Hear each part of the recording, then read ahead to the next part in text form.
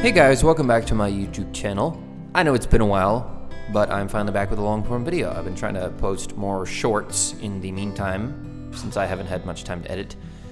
And if you hear noises in the background, my son, Matthew, is currently in the studio because Tamara is outside watering the garden, and I had to watch Matthew. And so, for some reason, I decided to voice over this video while he's right beside me. So if you hear paintbrushes and things clanking all over the place, that's him.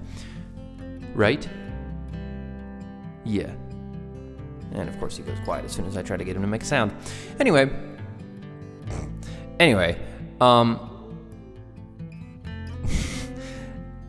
in today's video, we're going to be revisiting the Western painting that I did. Okay, no, that's not funny anymore. Just chill. In today's video, we're going to be revisiting the Western painting that I did. The full long form video for this is I painted this painting in 299 days. It's my most popular video, and I tried to, even though I did a full long form video, this whole painting took me forever. So there's a bunch of sections in it that I tried to break down and actually make their own videos. So I've done a couple of those, like I think the clouds, the cactus in this painting actually got its own video. I'm gonna do the rocks next, hopefully. And then I think a couple other things are going to be spliced out. I did the buttes, yeah, I did the buttes. But today we're going to be going over the... Okay, you can't mess my canvas up, bud. Today we're going to be going over the horse, dog, and the three people in this video and kind of talk about how I painted them and the process of the way that I do things.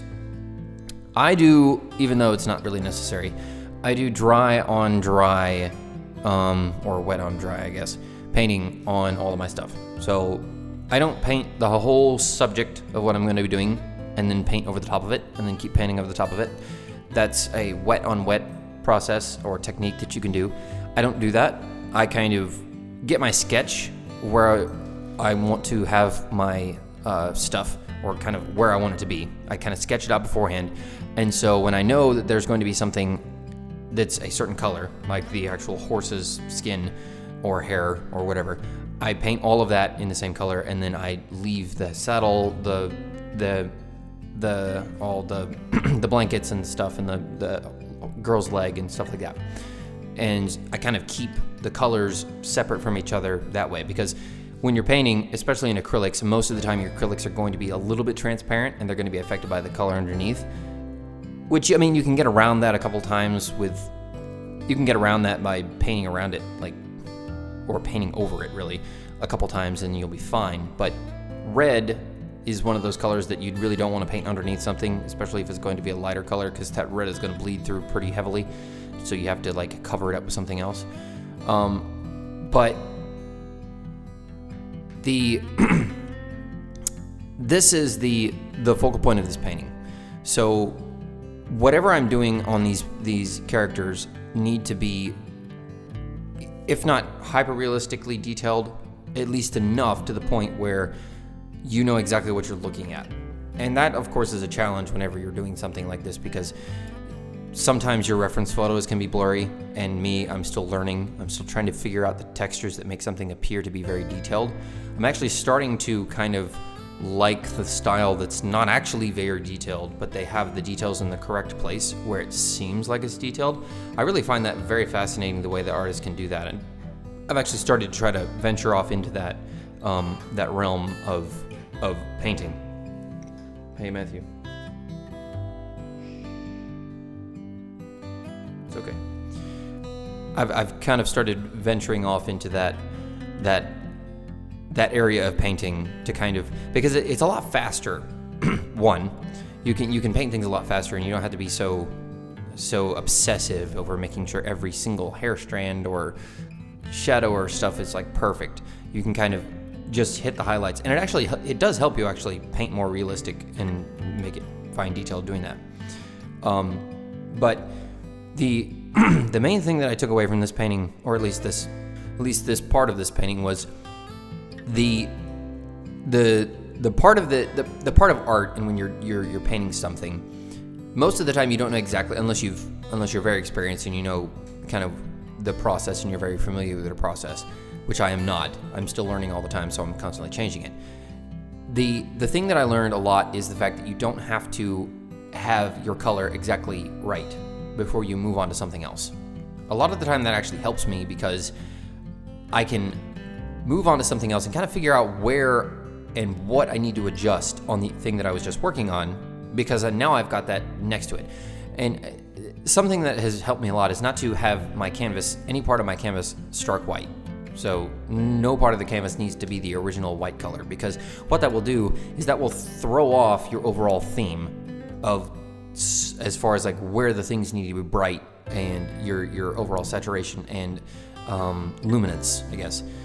Because when you have something that's stark white right next to something, it doesn't matter what that color is, it's going to look really dark. And that may be your brightest point in the painting. And you may be trying to lighten it up and make it light to compensate and kind of contrast to that bright white, and it will kind of screw things up.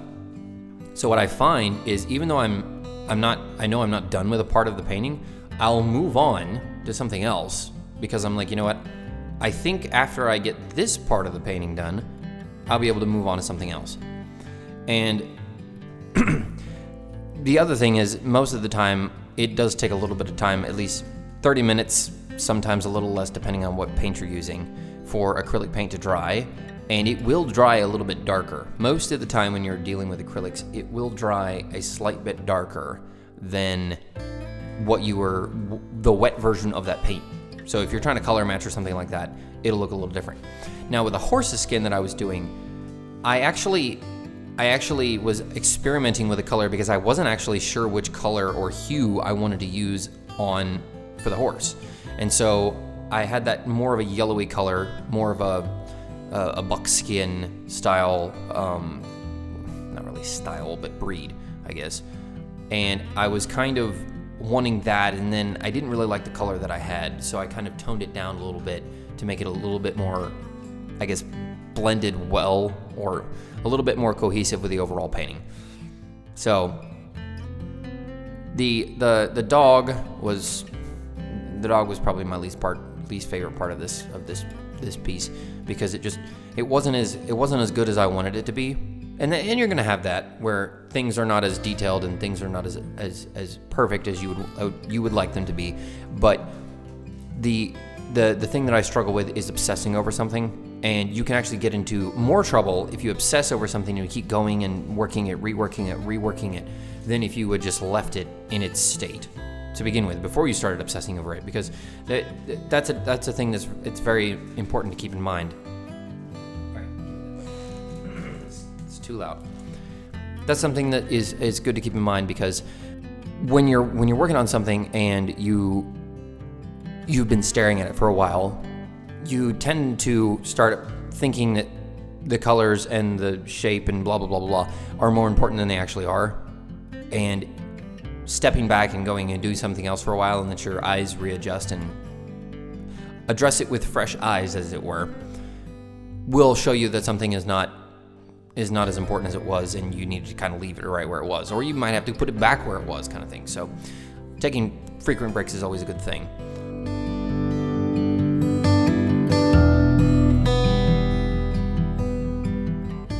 The man or the dad in this scenario was probably my favorite thing to paint. And that's because it came together so beautifully, as far as like, as soon as I would put something on, it was like, yes, this is what I want. The detail was right, the shape was right, everything, the colors, the way I painted his shirt, the color was exactly the way I wanted it to, even though I had to cover up the buffalo, which was a little bit annoying. But the shapes were right, I got the depth right, like I could see it was there. I didn't have to kind of be like, well, I'm not really satisfied with this level of detail and this definition as far as like the texture and how I wanted it to look. Like, it came together, it looked 3D, it kind of jumped off the canvas at me, and I really was enjoying the process. And that's the thing, every once in a while you will get into a situation in which you're painting something and it's like, this is really fun to be painting. Like, I'm enjoying painting this. It's not like, I've got to get past this to the detailed stage. Sometimes you'll get the whole process where it's like, man, this is really fun to paint. because everything is just kind of coming together at once, and you're enjoying the building process just as much as you are the modeling and the block-in stage. I mean, the detailed stage. You're enjoying the block-in stage just as much as the modeling and detailed. Okay. My son is pulling on my headphone cable. But the Western scene, as far as paintings go in general, I have stayed away from, or I had until this painting stayed away from, because I was very nervous about my ability to even paint it to begin with. And this was the breaking the ice kind of scenario for this piece, was kind of breaking my fear of the whole Western scene. And I'm actually currently working on a Western painting that I'm going to get finished with at some point. And it's my second Western painting. And I think it was the guy that got in contact with me was because of this one that I'm doing right now. And it's definitely something that I'm wanting to do more of in the future, because I have always admired artists that can do these Western paintings that look like they just capture that Wild West feel.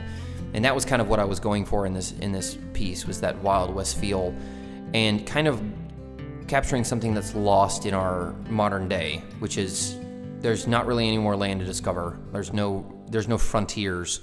There's no roughing it in the Wild West, because you have no one to call if something is wrong, and you are it. Like, you're your only backup. That's kind of the vibe that's going on with this painting, is that these people they're out in the wilderness making it happen, and that's kind of lost in nowadays, where you know that you can call anything you want, any sort of rescue at any point in time. You feel safe all the time, and it's kind of wild to think about the people in the Wild West. They never had that. They didn't realize, or we don't realize how easy it was to get into a bad situation in which you could die very easily. And it's kind of cool to think about that, as far as how different the Wild West was. And that's what these paintings are capturing, is that it's like a time machine. You'll be able to go back and look at all this history that happened in the past, and kind of be able to immerse yourself in that. And painting it is even more of a journey, that you can, while you're painting that, you can, if you stop for 3 seconds to actually observe it and not get caught up in the process of painting it and trying to make it look right, but you can kind of dwell on that, and it's really kind of an interesting process. And but anyway, that's kind of it for this one. I will hopefully be posting more videos in the future, more videos in the of this painting, and then stuff I'm working on. I got a couple more in the docket that I'm working on, that I'm gonna have videos out relatively soon, that I'm hoping that will not that won't take too long to do. But just a side note, me and my wife, we have a YouTube channel in which we do music videos, in case you guys are wanting more of that content. And go away, fly. Jeez. If you're wanting more of that content, because you guys know that I do music and stuff like that. We're moving all of the music over to that channel, in which, because of the YouTube algorithm, it kind of gets a little confused if you're posting completely wildly different content on the same channel. So I try to keep at least what I'm doing on this channel to be kind of relatively the same. So if you want to go subscribe to that, I'll put that in the description. It is the Kempter Duet on YouTube. So my name and the Kempter Duet. And if you would like to support us over there, share our videos, and give us some subscribers, because we're kind of lacking on that channel. I'm almost to 11,000 on this one, but I think we're closing in on 400 on the other one. So if you want to go over there and subscribe, we try to post videos as frequent as possible. We are just about to post another one. If we haven't posted already by the time this video is done, we may actually post it tomorrow morning by the time of this recording. So if you want to go over there and check that out, it is the Kempter Duet on YouTube, and we're on Facebook, Instagram, and I think that's it. So anyway, that's where we post all things music, and we've got another one coming up. So in the future, if you guys want to hear music, that's where it is. Thank you guys for watching.